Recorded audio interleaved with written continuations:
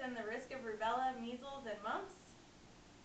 We will look at the evidence for the risk of autism versus the risk of not being immunized. There's confusing information that vaccines cause autism.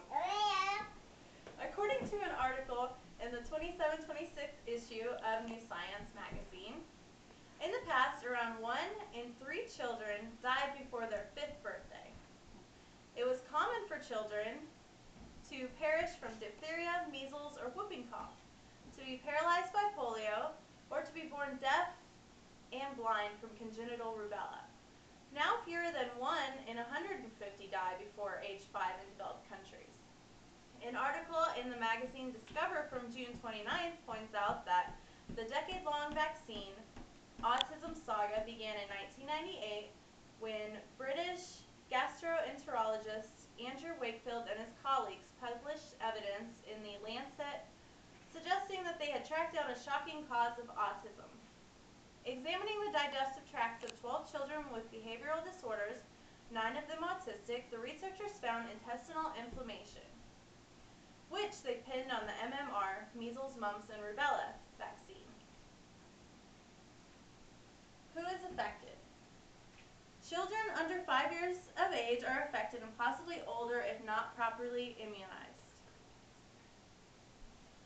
Children should get 2 doses of MMR vaccine, the first at 12 to 15 months of age and the second at 4 to 6 years of age, according to the Department of Health and Human Services. Spread of curable diseases, according to the PLOS Biology, Volume 7, the first half of 2008 saw the largest U.S. outbreak of measles, one of the first infectious diseases to reappear after the vaccine rates dropped since 2000, when the native disease was declared eliminated. What is the solution to the problem, you may ask? Receive yearly vaccinations.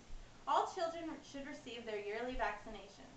The immunization rates have dropped, resulting in the return of epidemic measles in the UK and various outbreaks of vaccine-preventable diseases in the US. Children have died. Herd immunity has been lost, states Harriet Hall in Skeptic 15, number 2. What is the remedy? Stop the spread of infectious diseases. Diseases cannot spread if they don't have people to spread to. Children have been vaccinated will be unable to spread the disease.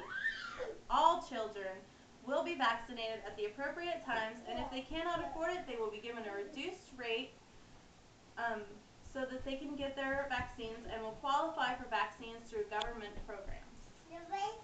So what do I do to stop the spread of vaccines or disease? Get vaccinated. Get your children vaccinated. Tell your friends to get their children vaccinated. Children are not able to make this decision for themselves, so it is important to give them a chance to grow old enough to make their own choices.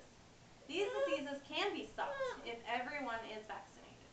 The problem of children being introduced to harmful diseases can be reduced with vaccinations.